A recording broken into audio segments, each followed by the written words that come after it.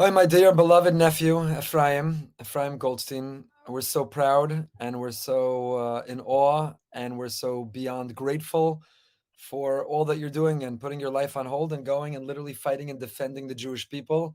This is Tanakh level story, and this is historic. And all of the Jewish people are indebted to you and your friends and your family and all those who are with you. So obviously, we're not going to disclose where you are or what you're up to, but just share with us, how are you getting through each day? What was it like? When were you called up? How did you find out something was happening? When did it become clear that it's this level or this magnitude, or where it's at? Give us a little bit of a background. So thanks so much for that entire introduction. I'll open by saying that the amount of support and strength that we're all receiving from Israel and abroad and the Jewish people all over the world has been unbelievable and incredible. I'll start and say that gives an incredible amount of strength. This all started, it was really Shabbos morning. It was towards the end of shul here in Jerusalem, towards the end of davening, when the first siren went off in the city. At which point, people started to leave shul, go home, check and make sure their families were okay.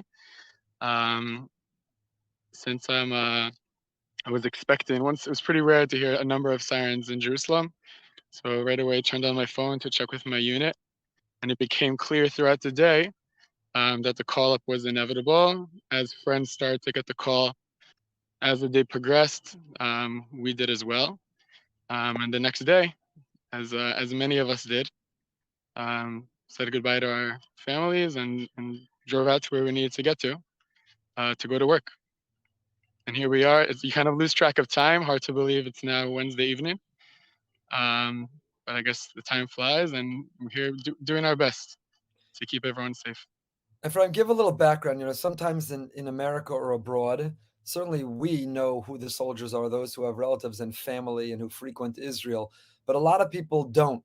And they hear Israeli soldier and they think of somebody who loves violence, somebody who loves war, somebody who has some animal impulse and rage, and they don't realize that Israeli and Jewish soldiers are sweet, delicious, kind, good people who would give anything in the world to have peace. What was your life like? You work in finance. Maybe just tell even a little bit. Your family made Aliyah. How old were you when you came? And was it always clear you would join the army? And what was that service like? How long have you been out? And what does it mean to be a reservist? Yeah. So I made Aliyah when I was 11 years old. That's when my family moved to Israel. I guess that's a good question for my parents, but every parent knows that when they make Aliyah, they're signing their children up for the IDF, whether they think about it at the time or not, and what that means. I grew up in Gush Etzion, and after 2 years at Gush, I drafted, continued to officer's course, and after 4 years of service, essentially ended the first segment of my army service and began as a reservist.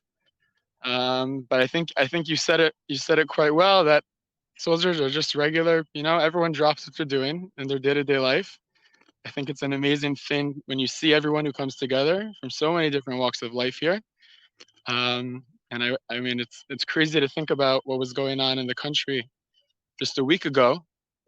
But every argument that was ever going on, any little bit of conflict, is all just fallen away as everybody really just comes together. I think that's one of the beautiful things of Miluim, that you see is it's kind of above all else. You have people from all different walks of life, on the political spectrum, on the religious spectrum, from Metula and from Eilat and from Jerusalem and from Tel Aviv, and everyone just comes together, and it's all, it's your good friends. You get together a few times a year, and it's an amazing thing. I think now also it's a different situation than most of us have been in, but it's the same people that we trust and that we believe in each other, and we're here together. And like you said, we all just want to finish the job and get back home. And what's that like, right? We're not going to ask you how you're spending your time and what these days are like, but the waiting has to be torturous too, right? Because the news reports that these incursions and again, wherever, we're not going to talk about specific location, things, that certain things are inevitable. So every day is just sort of waiting. So how do you pace yourself? How does a soldier get ready? On the one hand, when you're ready to go do something, you need to really be ready. On the other hand, if you try to keep that level that high all the time, you'll burn out and you won't be ready when you're needed. So how does a soldier through this waiting period, how do they pace themselves? Yeah, that's a great point. We actually were talking about that a lot today because kind of the as time passes when you're on reserve, so you get called up. So you have high, it goes from high intensity, and then it drops, high intensity, drops, and you're kind of towing that line throughout the day. And it's definitely an adjustment, but I think one of the things that has helped us the most as a group is to talk about that, to address it, to sit down, to open up, have a drink. There, I would say that the amount of soda and snacks and food that we've been receiving from the people who are around where we are right now is cut. Usually, everyone should come and take. We have extras. We can save from Shlof if you want. I've never Wow. seen so many cans of Coke in my life. So just to sit down and to talk about it, and at the end of the day, underneath the surface, if you tear away the gear and the uniforms, everyone's going through the same thing. And it's important to address that and understand that it's difficult, and yet it's okay. And kind of helps to wrap your head around what's going on and kind of push through that wave that you described of the intensity, and then you're waiting, nothing happens, something happens, you think something's happening. It can change very quickly minute to minute. But being with the people that you're with really helps, and knowing that you have the support and receiving text messages from people who you haven't been in touch with in ages, but they know that you're in Israel and they thought of you. It's all part of all pieces of the puzzle that I think give us the strength, give Israel the strength. Your wife and your sister-in-law, Ruthie and Leah, were saying that they're lucky that you and Avinoam have phone contact still, at least right now, and that there are others who are serving who've already been cut off. They can't be on their phones. So I'm sure that's very meaningful also to be able to check in, to be able to WhatsApp video, to be able to still be connected and get those text messages. They mean a lot, and people should know that and send it and boost the morale in that way. When you checked your phone on Shabbos, on the Chag, and you ultimately saw that you're being called up. What was that feeling? Was there a piece of you that said, "I wish my parents didn't make Aliyah when I was 11. I wish I was in America right now. I wish I was just working like everybody else." Was there a piece of you that hesitated or paused or thought, "Can I get out of this and not go in?" What's that like when you get that call? I mean, I can speak for myself that I mean, it was kind of something that we knew. We knew it would come one day. We didn't know when that day would be. But when the day came, you kind of start wrapping your head around the understanding that okay, this is happening, but we're ready. And you look around you, and you walk through Yerushalayim on Simchas Torah morning, and instead of seeing the Hakafot, you see people running home. You understand that you got to go do what you got to do. Um, and it's I think it's a zchut for a lot of people to be able to do that. Challenges aside, and it's a challenge for us, and it's a challenge for our families. Everybody put something aside to enable this country to run, and survive and be the amazing place that it is. And everyone plays their part, whether that's on the front lines or the home front. But it's a team effort. I think everybody feels that now. Also, I mean, I know offices. I can speak just for the place where I work. Whether everyone who's in the office is now figuring out how can we help the soldiers who work here, who are on the front lines. What do they need? What equipment can we get them? What food can we get them? What money can we raise? Like everyone has been drafted for this cause, whether they're wearing a uniform or not. And I think Wow. that's the general. It's a beautiful way of putting it. Let me ask you, I didn't get your approval, so feel free to not answer a little bit of a personal question, but what role does being religious, of living with emuna and bitachon, of living with faith, what role does that have in getting you through this? That it's not just nationalistic and it's not just about a people, but as you've put on this uniform and grabbed that gun and you're prepared to do what's necessary to protect your people, is part of getting through each day, and especially in this waiting period. What role does davening, does tefillah have for you? What role does the relationship with Hashem have for you? And how does that relate to, as you said, as an officer, do you channel some of that and communicate that to your men, to the people who are with you? Yeah, it's a difficult and long question. I don't know if we have time for the whole answer, but I'll give you the initial feeling is that it definitely adds a certain layer. I'll retract that and say I think that even people who who aren't necessarily putting on tefillin or aren't connected day to day, something reaches out. I heard about people who are gathering pairs of tefillin and tzitzit to send to bases because soldiers want to be putting on who don't usually wear tzitzit or tefillin. So I think the religious aspect is, I mean, obviously it's a huge part of it. And I will say this also being here, but the fact that you stop and daven 3 times a day adds a little something. I mean, it's hard to stop and think when you're in a day as crazy as the days are today. When you're forced to stop and repeat the words that you're used to repeating 3 times a day, and you Uvnei Yerushalayim, and every part of our history and our regular tefillot, they take on a certain meaning here that maybe I don't think about at home. And some aspects kind of hit home stronger than others, I would say, of our davening. But I would say for me, I mean, the feeling is that 3 times a day you're kind of forced to stop and think about what's going on, um, and daven that everything go well, which is I think a big part of it. We're working 24/7, but if you take a little bit out of that day to kind of ask for help, I think it adds a lot. The videos that are coming out that are being shared of bases and of chayalim who are singing Mishem Amin Lo Mefached and Gesher Tzar Ma'od Yeah, and all these songs and singing and dancing and jumping and putting their all and leaning into that and knowing that this is not stam two nations in conflict. I mean, this is a group of terrorists on one side, but this is that we have Hashem and He's behind us. I could tell you as an outsider and a spectator who obviously feels very invested but is not on the line. It's so powerful for us, and I hope that that's part of the energy that's driving you and the others. yeah. It definitely, everything you see in those videos. I mean, if it's powerful on camera, you can imagine how powerful those moments are in the flesh. Yeah. Ephraim, I know that you have work to do. Thank you for taking a few minutes out. And there's not adequate words in the world to describe how grateful we are, how indebted we are, how proud we are, how much we love you, and how much we're davening for you and praying for you that you should be successful, that you should be safe, that you should be secure, and that you should be home. You should be home with your beautiful wife and children. That you should be back in the office. That you should be back in your shul. That you should be back in the life that you've so beautifully built for yourself. We love you. We're proud of you. Thank you. And please, please, please to communicate to all your men that not only are Am Yisrael behind them, but the world of decent people, not millions, billions of people. I've gotten text messages from non-Jews I know. I was just stopped in a public place by an older non-Jewish couple who emotionally, almost on the verge of tears, said, please, we're thinking about you. We can't believe what's going on in Israel. We're just channeling all of that to you and to your men. You should feel that support and feel that love. We're pushing you at your back. We're pushing you up that hill. We're right there with you, and we love you and thank you for everything. Thank you so much. We definitely feel it from everywhere.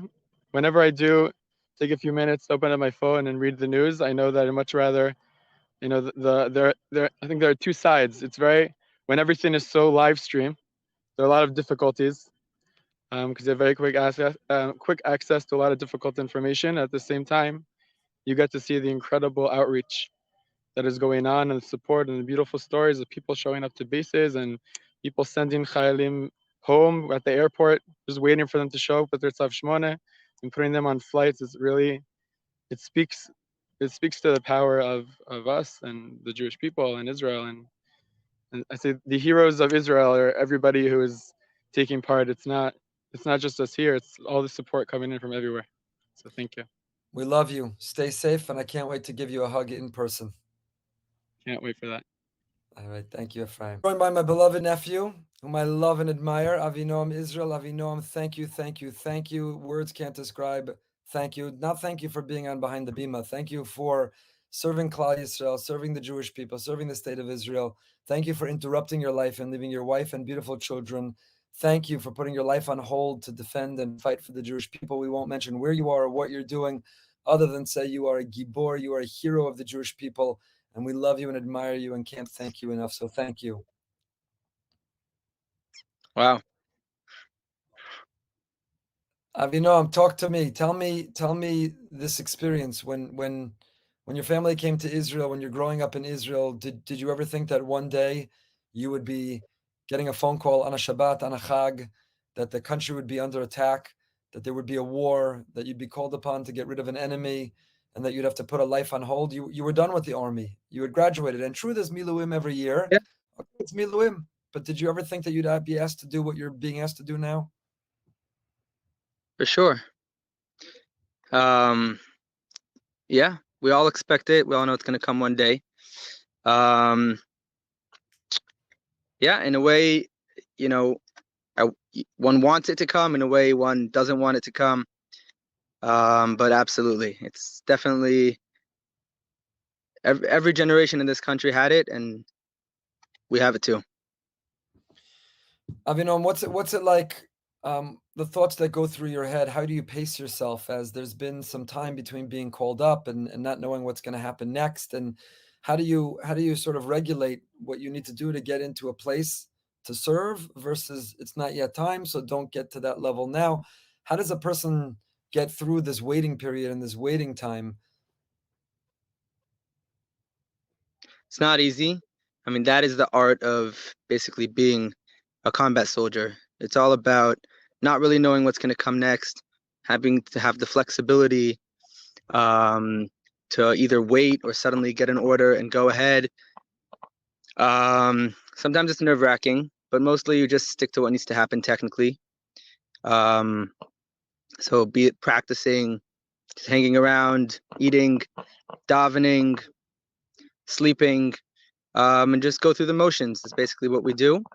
Um, and yeah, so it's a lot about you have to have both things. Also, you're also waiting, you're also ready. So it's a hard place to be in. You're Avinom, you're one of the most spiritual people that I know. What role does your relationship with Hashem, what role does Emunah and Bitachon, what role does that play in how you get through something like this, right? You're not just fighting. There's nothing wrong with the people who are nationalistic and patriotic and love their country. But, when the Jewish people are fighting for our people and our country, we're doing more than just being patriotic and nationalistic. We are, we are, we feel Hashem is on our side. And I know that you have a very close connection. At least that's been my experience with you and conversations, deep conversations we've had. So, what role does Emunah Bitachon, what role does prayer place for a soldier as they're getting through times like this? Hmm. Good question. Okay, so let's start with meaning what happened is terrible, horrible. It happened the day after Shana Rabbah, and you cannot not ask yourself, like, davening, what does it mean? Why did it happen? Like the first day of the new year, basically. This is what happens to us. So that's one side. Those aren't new questions. Not in my life. Great people being killed, and not in the Jewish history or nations. Tzaddik v'Ralo, any of these things. Things could be connected to what we did, not be connected. We don't know what Hashem decides and how He thinks and what He does. Um, on the other hand, there's a big feeling of shlichut. How do you say shlichut? Of How do you being say of being shlichut, an Rockman? agent, of being an Service. agent, of having a job. Yeah, yeah, for sure. Being an agent of the Am and of Hashem Himself. These people that came to kill us, they're not looking for just me. They're looking for the Jewish people. And if it's true, what everyone's saying that it's Iran, so they're trying also to target Jews around the world. It's not only us here, Israelis around the world at least. Um, that's from that perspective. Um, You find yourself talking. You yeah, find yourself there's more. Let's come back to that. no. You find yourself talking to Hashem more. You find that the prayer takes on a different level when there's so much at stake. I mean, look. If I think about it too much, it gets too hard. Once in a while, a flash here, a flash there, but can't go too deep into it because A soldier things has to. are things are not easy. No, it's not. What happened on Simchat Torah was so hard. And when you come to think of the words of davening, it's not necessarily. So yeah, you're right. Meaning, on the one hand, you're davening. I'm davening to Hashem, and the words take on more meaning. On the other hand, if you try to give them too much meaning, it becomes a little hard. And we're also tired and working and busy, and like it's not like such a spiritual atmosphere. So here and there, a thought crosses my mind.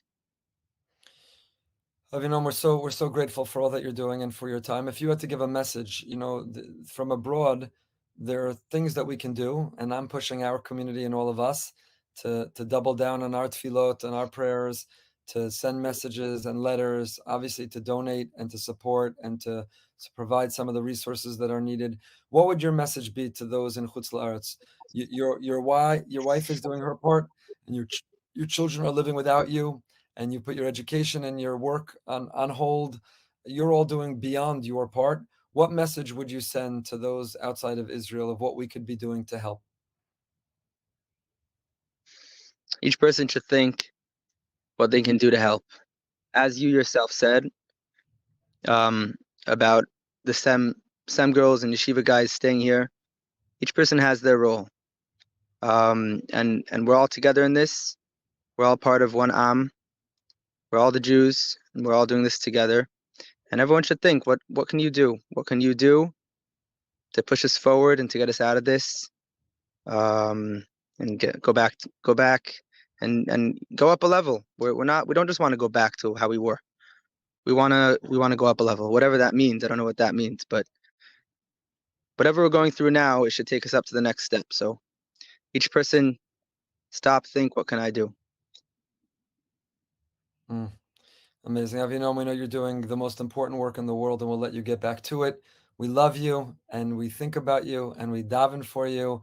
And I can't wait to give you a big hug in person and to celebrate the success of your mission and of bringing safety to Israel, the people of Israel, the state of Israel, the land of Israel. And Bezrat Hashem, soon we'll be together to celebrate. But we really appreciate your tefillot here. Thank you. It means a lot. Absolutely. Be safe. Take care of yourself. We love you. Love you too. Ruthie and Leah, my dear beloved nieces, my sister's daughters, I've always wanted to go behind the Bima with you, and so admire you and love you. And each of you have your own incredible stories and lives, and so much worth talking about. I never dreamt in a million years it would be in the middle of a war, and it would be in the aftermath of this most heinous and vicious atrocity, the greatest slaughter of Jews since the Holocaust.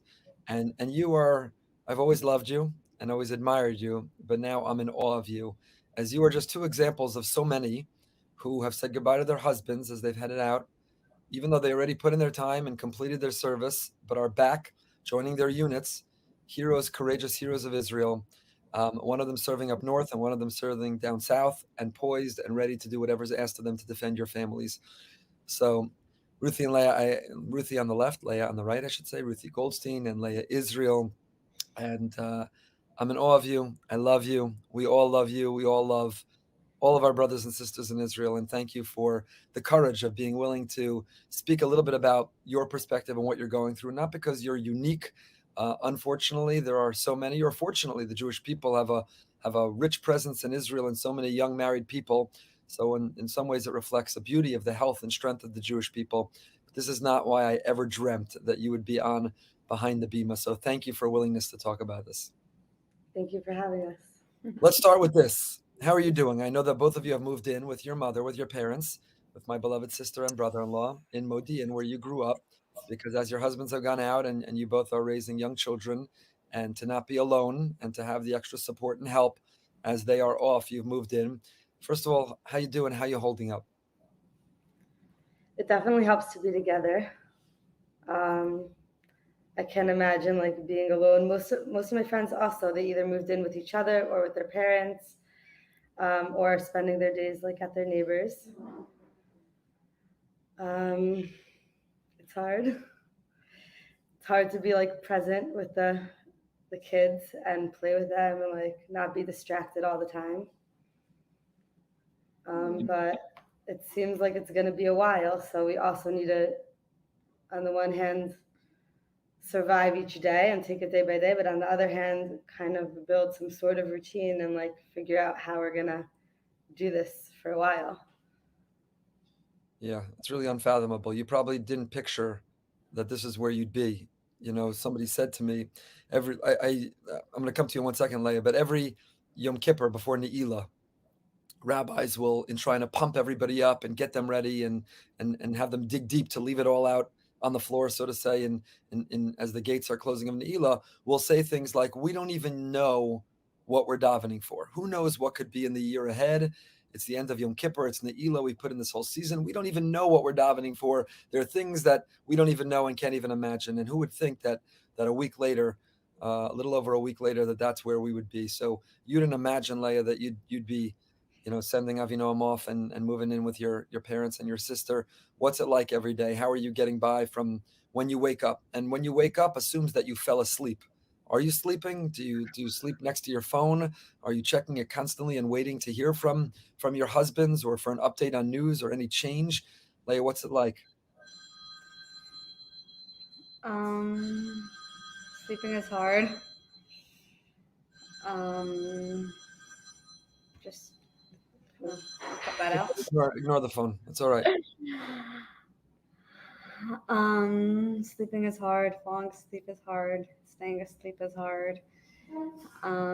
Disconnecting from our phones in order to fall asleep is hard.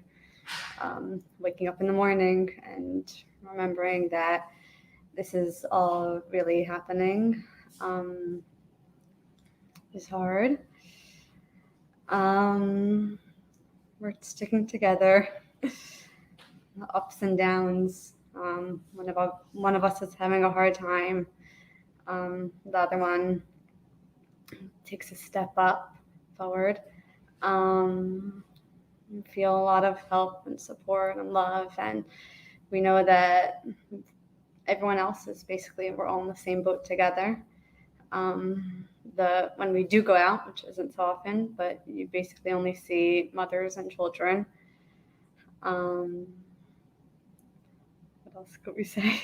Let me ask There are you. a lot of people offering to help, like whatever a person is doing, they're just trying to figure out a way to help. So all the teenagers here, and also I know from Yerushalayim, are volunteering to babysit for free, to take the kids out, which is really helpful because we're exhausted and it's really hard to be present and play and we're basically home all day. We don't have a routine. We're not unsure if to leave our houses, how to leave our houses. I've been doing the same around our house walk a few times a day to not go too far. So the teenagers who come to play with the kids is really helpful, and our brother Sally, he's out from the morning until the night, like either delivering packages, packing up packages. He's like there are families from the south who moved into like empty apartments but aren't furnished, so he's finding furniture and moving it in. And I don't know, Laya's sister-in-law she's a hairstylist, so she's going to the people in the south to cut their hair for free. Like whatever everyone's looking for something Yeah. to do in a way that they could help. Are you strengthened by a sense of Mika Amcha Yisrael, the fact that in Israel you're seeing remarkable stories from non-kosher restaurants in Tel Aviv that kashered their kitchens so that they could provide food for soldiers, to people just delivering goods, and just extraordinary stories coming out of everywhere.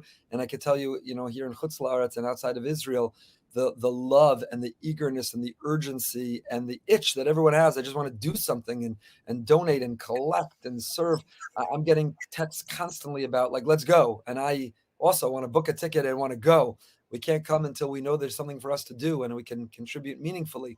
But everybody, are you strengthened by that sense of everybody's selflessness and the contrast between that and what had been going on with so much of the division and all these protests that had happened, and how many articles over the last year about we're on the verge of a civil war, and instead of it being a civil war, now everyone's united in a war against our enemies, and we're not going to try to begin to even talk about why things happen or Hashem's plan. God forbid we don't talk that way, but how that pivoted so quickly to this unity. Does that unity and do those messages, when you see those stories or those videos, do they give you strength?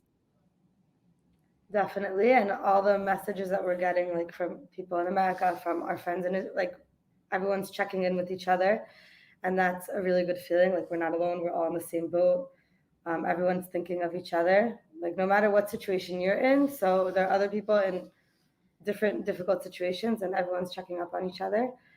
It's like this is what happens during war, like always. Like we've seen it in other difficult times. Like this is what happens, and it's really nice to see. And I wish that we didn't need a war for it to come out, because like I think it's always deep inside, but The streets are filled with flags and signs that kids are making, and like everywhere you walk, you see different things that people are like. Just walking in the streets, you feel how everyone's looking for a way to help. And does it, there's sometimes there's a debate, particularly again from 6,000 miles away, and it's so hard to be here. You know how hard it is for me that you're there with your parents. My sister and my brother and his family are there, and Sab and Safta, my parents are there, and I'm the only one in our family who's here, and it's so hard. It's so hard. I hope that we're serving a purpose, and I hope we're contributing from here, but it's so hard to not be there with you. But sometimes from this distance, there can be a debate. Does it really matter? Does it have an impact? Does it boost the morale if you write letters, or if you reach out or send a text message, or if we hold a rally and send the video? Does it really mean anything? Ultimately, does it make a difference? So can you share? And I'm not prompting you that you should make us feel good. You could say, no, it makes no difference whatsoever. I did see one picture that came out of a tank that hung on the side of the tank. Every picture that they got, I don't know if it was a school or kids who wrote letters or made pictures, and they taped it to the side of the tank. And they describe that it makes a difference. So there's a lot of focus on the soldiers and the army, but even you as the supporters of those soldiers, the ones who bear the consequence of the soldiers going to the front line and going into reserves and now having to pick it up at home, does it make a difference when you get those text messages, when you see the videos of rallies in America, when you get letters? Does it matter? Should people do more of it? Does it make a difference? Does it boost morale? I think it does. Every message that I get, I'm really touched by. People also that I'm not in touch with, people in America that I'm not in touch with, people in Israel that I'm not in touch with, and now everyone's just checking in with each other, and it really does mean a lot.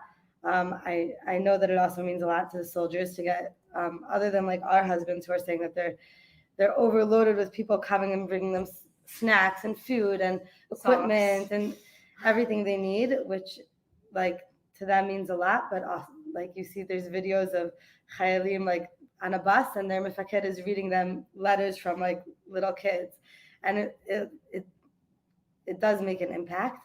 And the rallies and things that the shuls in America are doing, I think it does make an impact here on the way that people are feeling.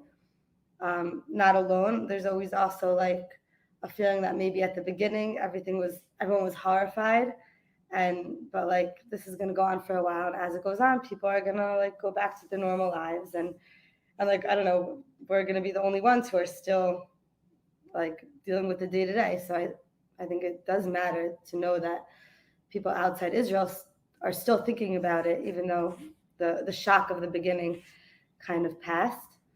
And I think it's also, yeah, we're only on day 5, and I think it also is important, like to show the world, to show everyone else who lives in Boca, everyone else like that Am Yisrael is united and we care about each other, and like to show the truth of what's going on, to make an impact on people's opinions. Such an important point you're making, that we have to pace ourselves, because if we have this outburst of unity and of effort and solidarity, but it could wear off.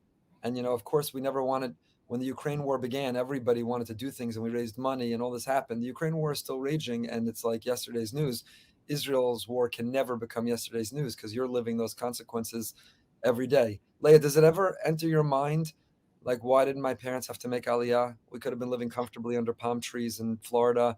Our husbands would be with us at home, going to work, living normally, going to some rally and feeling good about themselves in a Boca Raton or in New York or California.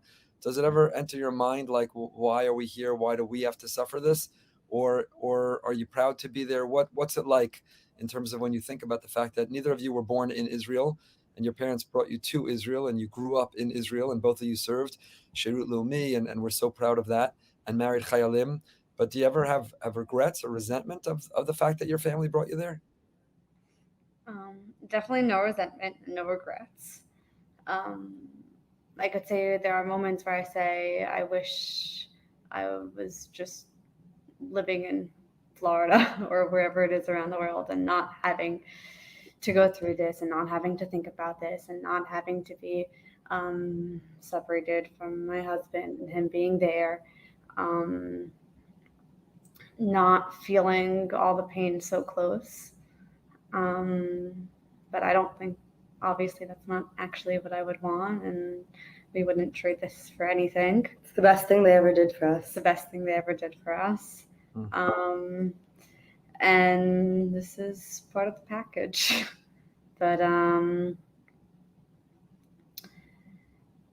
But maybe the Chayalim, our husbands, are stronger than we are in this because they're living it. But this is what they want to be doing. This is what they believe in doing. This is what we have to do.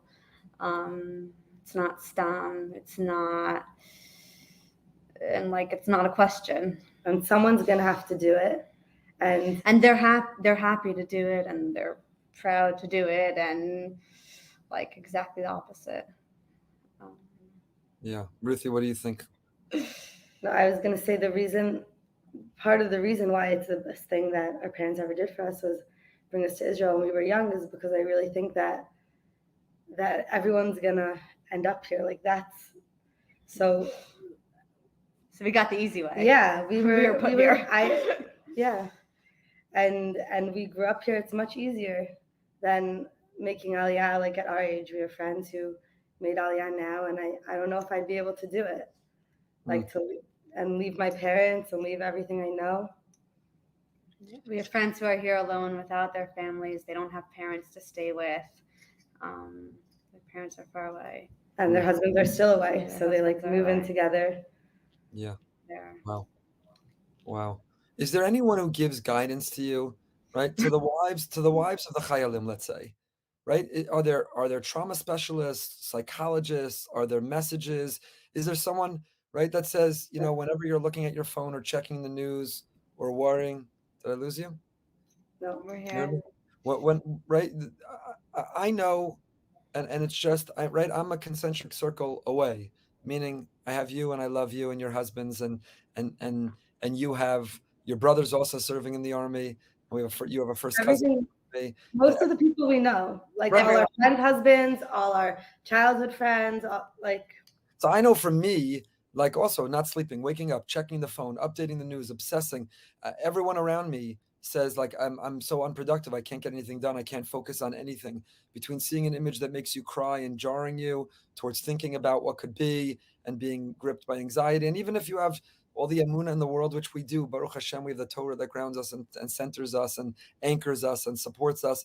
These are all only natural feelings that we have. So is there Israel collectively, like, are there news programs? Is anyone on TV saying, okay, sit down, I want to talk you through this. Here's some exercises. Here's what to think about if you're feeling anxious and worried and overwhelmed. Here's how to navigate it. Here's how to talk to your children. Like, how do you talk to your children? When your husbands went off and answered the call, right, on a chag, they got up, got their uniform, grabbed their gun, and answered the call.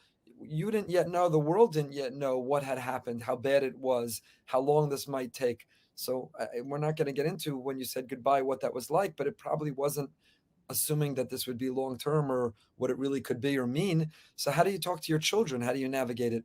Are there is there a support system to teach that?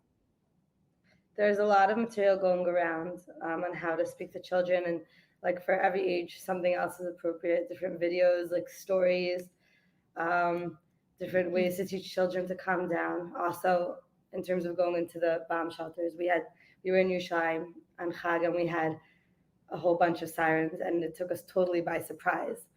The first siren, at first I thought maybe it was a mistake. I didn't even know what it was. We never had a siren in Yerushalayim since I lived there. Well, your cousin Tamar, my daughter, who was with her friends in an apartment, heard it, and they thought it was someone left their alarm clock too loud. They yelled at each other and went back to sleep. No, so I went downstairs also to check on my neighbors. Well, I don't know if you should. I don't want to embarrass anyone. Never mind, cut that out. But they're not the only ones who didn't know. But what was I saying? So there's a lot of material going around on how to speak to children.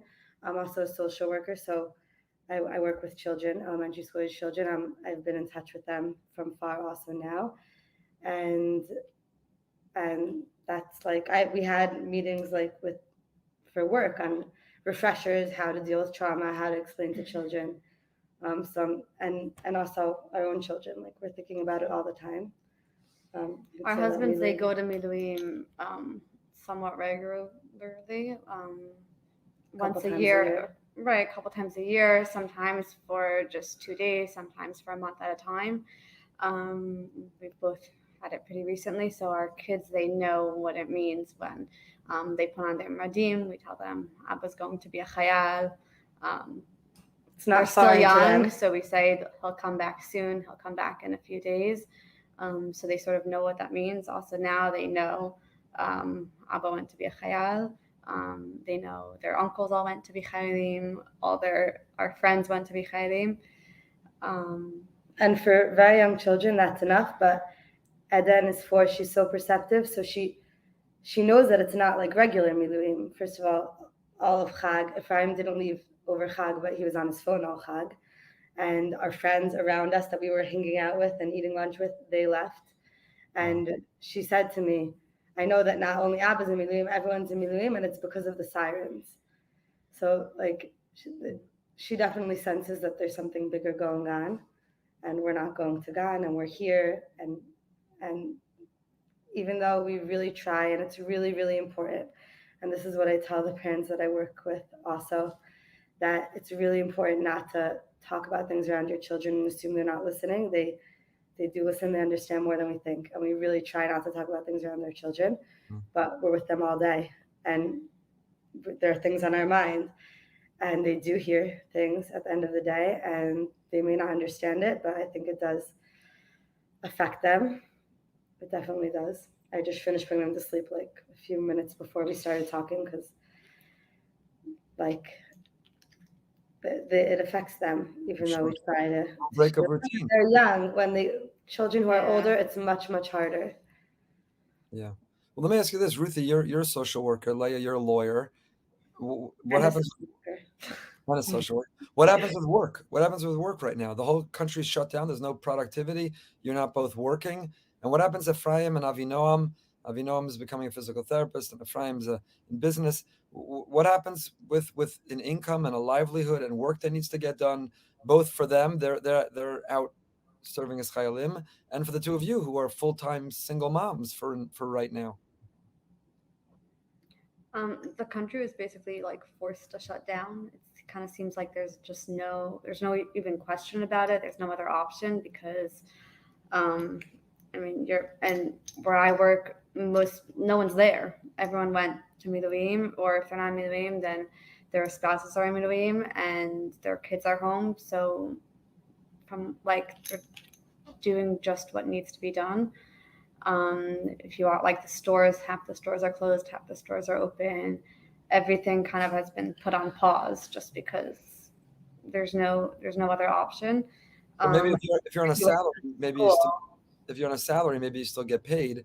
Yeah, they get from me. I mean, we'll see the store owner. What happens to the store owner whose store is closed, or he's off his family has no livelihood for the month or 2 months or 3 months, or God forbid, however long this I mean, with regular Miluim, they got paid their regular salary. Hopefully the same will be. We haven't experienced. Yeah, let's find out. But for me, I work in a school, so as long as schools are closed, I'm not going to work. But because I'm a social worker, it is very important that I check in with the kids that I see regularly. So I'm trying to be in touch with them as much as possible. Right. We're going to speak to your parents and please God, your husbands. So let me end with this. Do you have a message for those listening who don't live in Israel, who have not sent their son or their brother or their husband or their daughter or sister for that matter off? Those who live outside the land of Israel, what's your message to us about what we could be doing? How should we be spending our time? How can we connect to this? And how can we be supporting you? I think that sending messages, thinking about you really does matter. And it is very meaningful. And I think just talking about it and sharing what you know with the world and the people around you. Davening. Yeah. We're having trouble doing that, so if you guys could take care of that. What? What'd you say? Davening. Yeah, absolutely. That's Leia. You know, you're making a joke, but that's such a great point. Such a great point, and I'm going to repeat it in your name. Is that yeah? The men at war can't daven like they want to. The wives at home who are single-handedly taking care of their children can't daven like they want to. One of the ways we can serve is we'll take the davening. We've got that. Daven a little more for us. Wow, that's such a That'd great. be good. That's a great insight.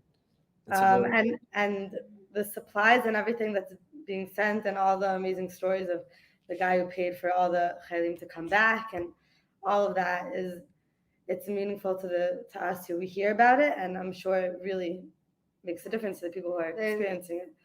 There's the chaylim, and there's also all the people that their houses have been burned down, and they've gone through severe and horrible trauma, and their families were torn apart, that they also need a lot of support, a lot of love, a lot of stuff.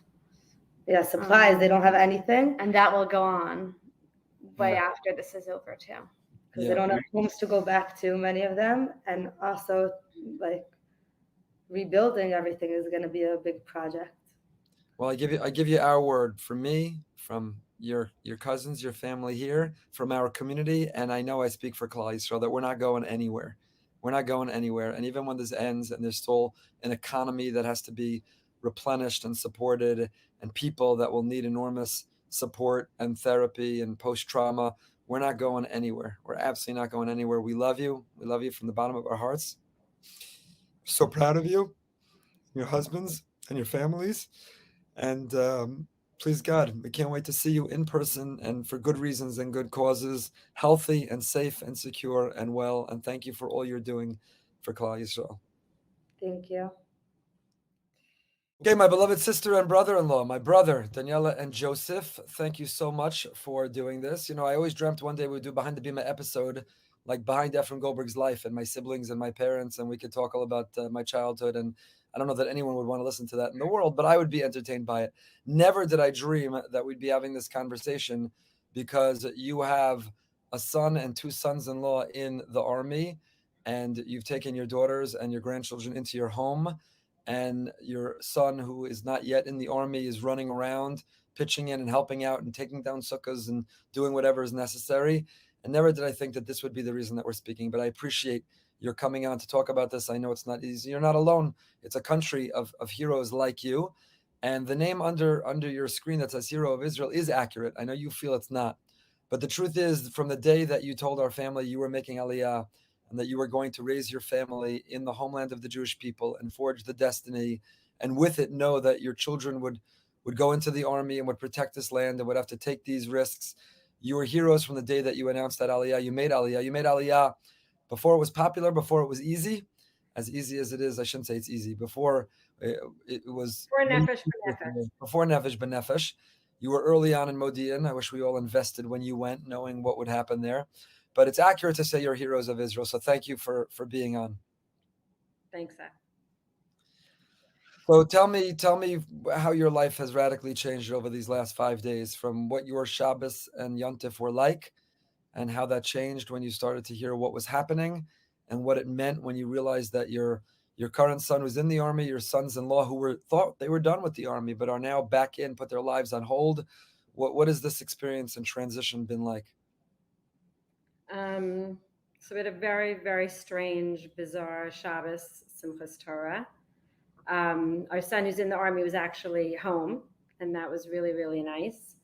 And I was woken up in the morning by the sounds of continuous booms that sounded like they were out in the distance, things we've heard once or twice in the past, and we've had sirens here in the past, but there were no sirens. There was just a sort of a constant sound of booms going off. I knew that something was up. I didn't know what. I was alone in the house except for my son, who was sleeping. And when he finally woke up, he went to shul, and I said, find out what's going on. There's definitely something going on. And he came back a few minutes later. He said, there's something going on. There's rockets for sure. Those are the booms. We know that. But there also is some sort of infiltration into Gaza. And someone said something about, kidnappings. I didn't really know. It sounded actually super bizarre, like nothing, what they were saying. And in case I went to pick up our mother for shul, I knew she wanted to say Yisker. So I figured we'd go over there. I sent him over there to close the window of her mamad. And we said, okay, we'll go to shul. I could see people were going to shul. We hadn't had any sirens. We went to shul. And in shul, we found out a little bit more information. And shul was relatively empty, honestly, for Simchas Torah. Like many, many kids who would normally be there were not there. Many people were not there who would have been there. We had a siren in the middle of Musaf. We stopped Musaf. We went into the hall. They finished davening very quickly, and we came home. And my son said, I'm going to turn on my phone. I said, oh, you're going to turn on your phone? He hasn't actually finished his basic training yet. I said, I'm going to call you? Like, you haven't even finished your basic training. But he knew what he was doing because he turned on his phone. And a little while after that, he got a call that he should pack up his bag and be ready to go in. And on our way home from shul, as we walked home, I could see on the streets already, I'd already heard that a number of people had been called up and had left shul. And as I was walking home, I saw boys coming out, standing in their madim, waiting to be picked up. This is the middle of Shabbos, Shomer Shabbos boys. It was clear that there was something happening. I saw neighbors that I don't really know well crying, saying goodbye to their sons who were going in. It was a lot of activity that was obviously very unusual. And we spent the rest of the day just the actual call that he should leave and go, which he eventually did on Shabbos. And then really we had very little information. So we were waiting for Shabbos to be over, desperate to find out what was going on because we didn't really know. Anyway, at that point, my son-in-law, Abinoam, got called up. He left Saturday night. And then after Shabbos, when I spoke to Ruth, she told me that Ephraim was also going in the morning and they were going to come and move in and he was going to leave from here. The three of them basically left at three different points. That was obviously very, very difficult for them to say goodbye to their families, for us to say goodbye to them. But we didn't have the full grasp of exactly what had happened and how serious this was. Really until, like everybody else in the rest of the world, over the next few hours in the course of the next day. That's basically, we've all been living that life of finding out horrific information each day worse than the day before. So as far as that's concerned, Right. we're all sort of in that together. Joey, let me jump in and ask you, Joey, when you made Aliyah, how many years ago did the two of you make Aliyah? And when you did, your children were very little. Some were born in Israel. And did you think about the army and one day, right? Like we were all raised in schools and in homes that were very, very Zionistic and pro-Israel. And I don't know, it felt like, we heard our parents describe what it was like and where they were for the Yom Kippur War, for beforehand the 6-Day War, and what that was like, those interruptions and that suspense and that anxiousness. But it kind of felt like that was history. There's skirmishes that happen, but that level was history. Did it occur to you when you were making Aliyah that you would fast forward and what this would mean about your children-in-law, and the risk it would take? Well, we made Aliyah right in the middle of the Intifada. So it was 22 years ago. And let's say we came on a pilot trip in February of 2001. And then we moved in August. So between that time, there was heavy attacks in Israel. There were bus bombings. There were shootings on the highway, especially where we were going to be living on Route 443 and around there. And I remember it was a very telling moment. I was in my office on Wall Street, which later, a few months later, was destroyed in the 9/11 bombings or aircraft crashes. And I remember having a moment of panic. Well, what was I doing? What was I doing? I'm moving my little children to Israel, and people were talking about it, about how could you, fine, you want to go, but how can you put your little children, my children, Ruthie was then 6, and we had Ruthie, Leah, and Micha was a baby. And I remember that Shabbos was Parsha Shlach. And at the end of Parsha Shlach, Hashem says when he tells them what a horrible the people, what a horrible thing they did by not having emunah in a Kadosh Baruch Hu, he says that your children, that nashenu v'tapenu, that you said will be levaz, that they'll be destroyed, because that's what the people said. They said the same thing. How, we're ready to go in, but our children will be killed. He said, "Hey, Yeshua ta'aretz." Those children, they'll the ones who will get the land. So that struck me very much. That pasuk, that parsha struck me. That was, I think that was Parsha Shlach. That was around June. So it's a couple of months before we were going to leave, and it struck me that that's exactly the kind of doubts that I needed to be strong and fight against. So at that time, it was more of like moving little children into a war zone. The army was, many, many years ahead. So I wasn't really thinking about that. I was thinking of more of endangering my children.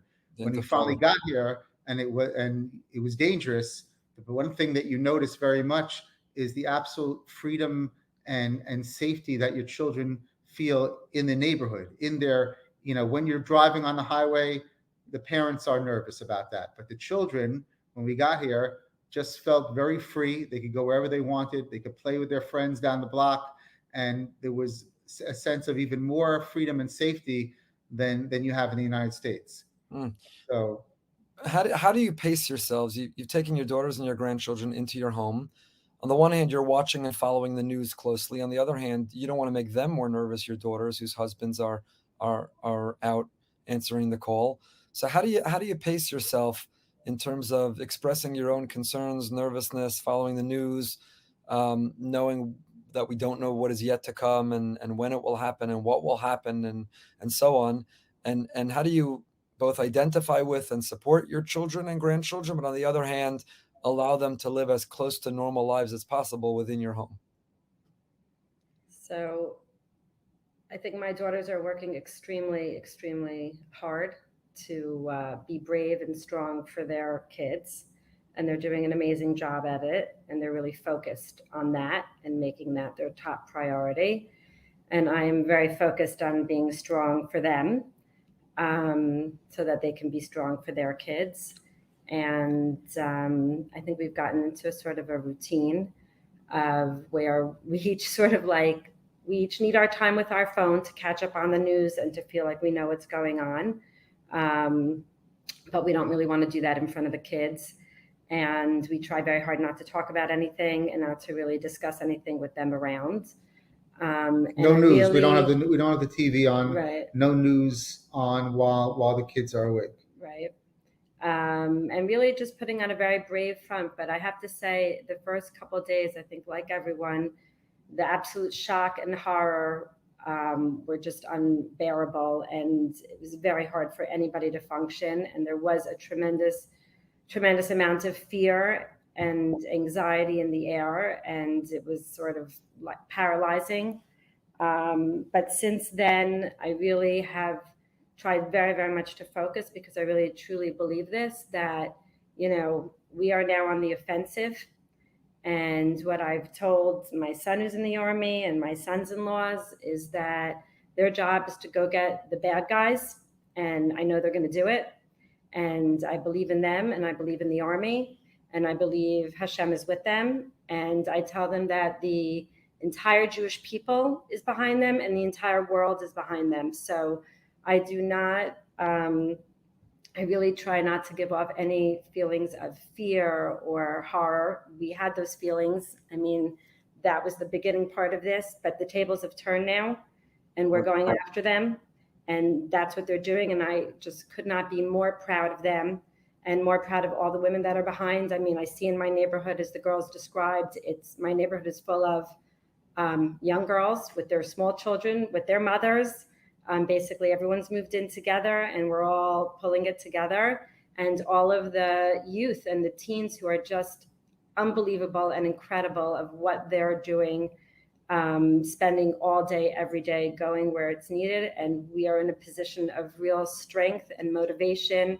And the Chayalim are unbelievably motivated. And a lot of that motivation comes from their knowledge that they have us all behind them.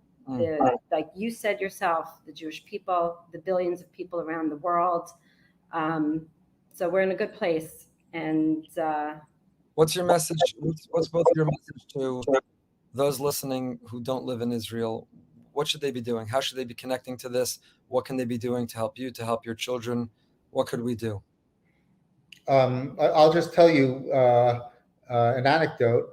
Yeshivas here are now struggling with. I have a lot of friends that are teaching in American yeshivas, and what they're doing is they're showing their kids your message that you gave to. Well, I'm not sure who the intended recipients were, but the recipients are all those yeshivas and seminaries, and where you told them that anyone who goes back, we don't judge them, and we are and people do what they have to do, and everyone has a different situation. But those who choose to stay, that they're doing an incredible service for the Toshvei Eretz Yisrael, for those who live here and those who are fighting here.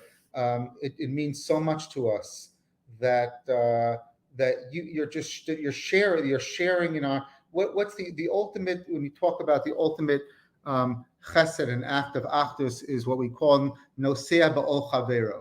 So you do what you can to be nosea ba'ol chavero.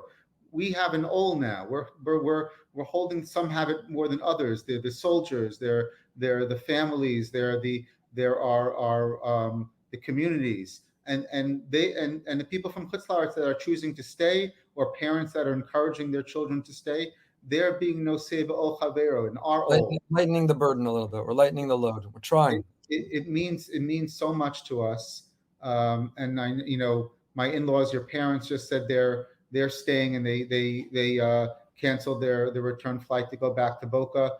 It just means it means so much to us, and all these kinds of things. They're little things. The little things, they all add up to tremendous support. So we're grateful for that.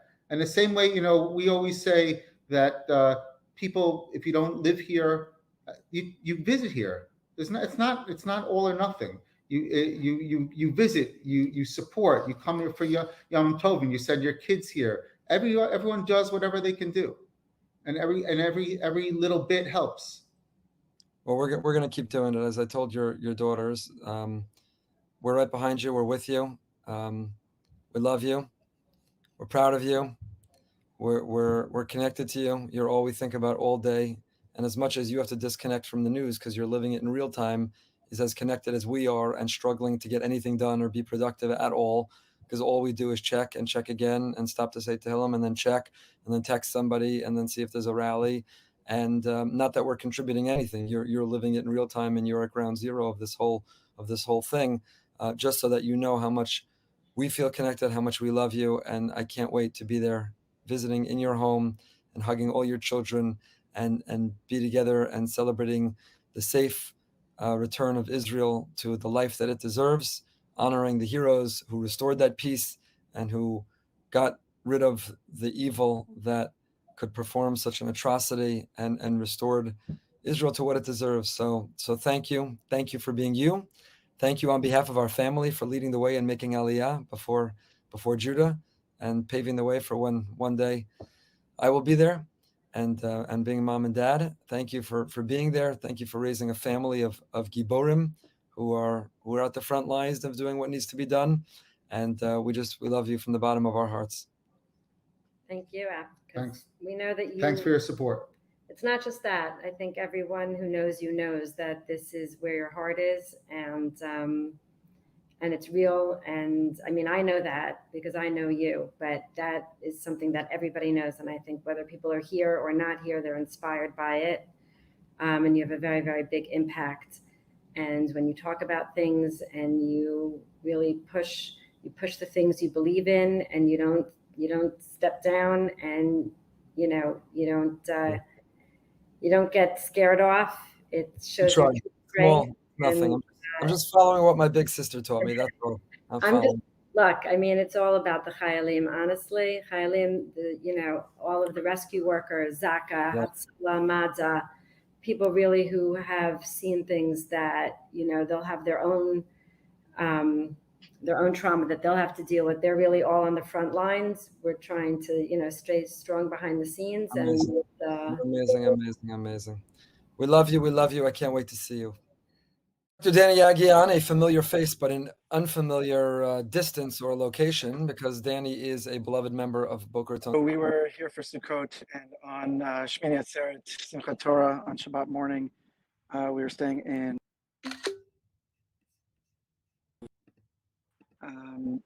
small yeshuv just between Ariel and Shiloh, which is in the Shomron. And one by one, we started noticing that the young men of the community, a family, I should say a yeshuv of probably 90 families or so, one by one, we noticed the young men getting sort of picked out of davening, and people started having their phones in shul. People started talking. There was some commotion, and slowly news started coming in of what was going on in the south, and just the brutal and horrific attack that took place.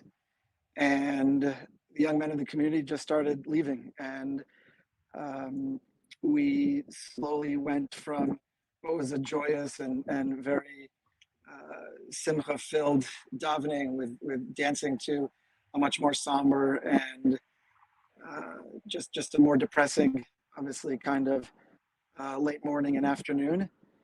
And the men of the community, by the end of the Chag, really we're down to just ourselves, some elders of the community, and the women of the community. There's such an incredible number of frontline fighters that were in this community and in all of the communities of Yehuda and Shomron that were just getting plucked out from shul and their families, and were called to serve for Miluim or for their replacing other soldiers in different areas to allow people to start to mobilize and head down south. So we had plans originally of coming back Monday night to Florida, and the situation changed dramatically. Obviously, everybody's plans, changed, and everybody became focused on the South. And I felt that there was no way I could go back. It just didn't sit right with me. I felt that it was the right thing to do, to be here, to be with the people, to be with our people, our family, our brothers, our sisters, in the community, in the country, and just to show support in whatever little way that I could. I felt I just couldn't go back to Florida and sit there while this was going on. As everything developed, I just knew it was, for me, it was the right thing to do. Emily and your kids are amazing, because obviously they allowed that, gave you permission for that. They're back. They've resumed a routine. Nothing's normal these days, but a routine of life, and they support you being there. I want to give a shout out to Emily and your kids for that. So what are you doing there, right? Because you didn't stay behind to taste all the falafel of Israel. You didn't stay behind in order to, I don't know what, tour Israel. You stayed behind because you felt that there was a difference you could make. So what difference is there to make? What have you been up to while you're there? So I will say, first of all, you're right. I owe the credit to Emily and my family. I really just publicly, I want to thank her, and I want to thank my family, and I want to thank everybody that potentially relies on what I do on a day-to-day basis in Florida. They really allowed me to be here, and my wife said something that will really stick with me forever. She said, "You got to do it. I know who I married." And for me, that was really something that Wow. Was incredibly special, and made a difficult decision much easier. And I knew at that point that it was absolutely the right thing to do. So, and for those who don't know, Danny is a brain surgeon, a prominent brain surgeon in South Florida, and saves lives. It's significant thing for your colleagues to pick up the slack and cover you and You know, this it's at this point the real heroes are the soldiers. The heroes are the people here in Israel that are fighting this fight every single day. I felt that whatever services I could provide, um, a lot of flights were canceled, a lot of flights were delayed, and so I was potentially going to be here a little bit longer. But I said, you know what, I got to do what I can. If there's a skill, if there's a skill set, a service that I can provide to a brother, to a sister, how could we turn that down? So And what do you so, know? Tell us a little bit about what you've been up to and what you're doing and what there is that needs to be done.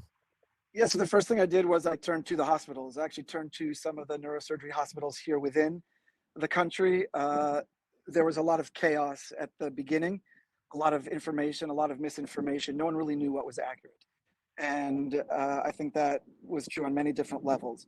And so there was a lot of information about needing certain services, equipment, and I think that Shabbat and Sunday was a very, very difficult day. I was not down in the south at that point, but I think there were people that were really involved in helping identify and clear bodies. Once I turned to the hospitals, the neurosurgery services were, thank God, well covered. Some doctors who are called to Miluim, they then have replacement physicians that were able to cover. And also certain above a certain age, those doctors were still on staff and on site. So the service needs within the hospitals were covered. And so for me, it became more of what can I do more acutely? I reached out to a few different colleagues, Magen David Adom colleagues, Hatzalah, United Hatzalah colleagues, spoke with Eli Beer, a dear friend of yours, and someone who's been to our community, and asked him, listen, what can I do? I hitched a ride down to an area outside of Sderot, where there was a staging, Hatzalah had actually set up a staging facility, and we had ambulances there, and they were essentially running transportation to and from areas around Otef Aza, around the area of Gaza, the areas that were hit the hardest. So what I was doing was essentially riding on an ambulance, a critical care ambulance. As a physician in Israel, that's something that is a unique experience in terms of having a medic and a paramedic on an ambulance.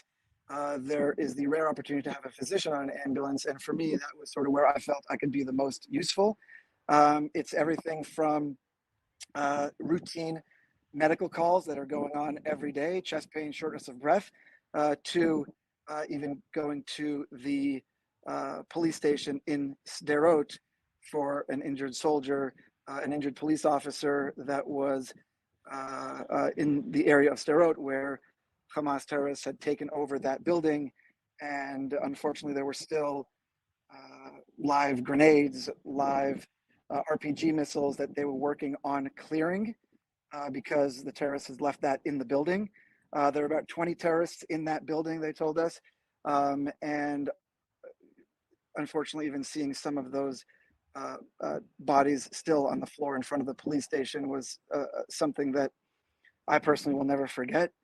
But being able to treat a police officer from there, for example, who was injured by